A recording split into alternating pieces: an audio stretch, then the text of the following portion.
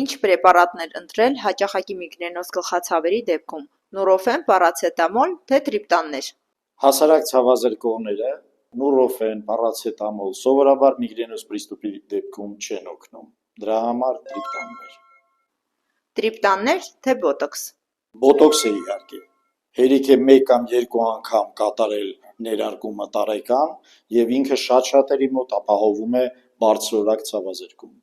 Բոտոքս, թե պրոֆիլակտիկ դեղամիջոցներ, ամիտրիպտիլին։ Միանշանակ բոտոքս։ Բոտոքս, թե մոնոկլոնալ հակամարմիններ։ Մոնոկլոնալ հակամարմիններ Հայաստանում չկան, բայց ես ցանկացած դեպքում խորհուրդ կտայի սկսել միանշանակ բոտոքսից։ Բոտոքս, թե միգրենի վիրահատություն։ Միանշանակ վիրահատություն,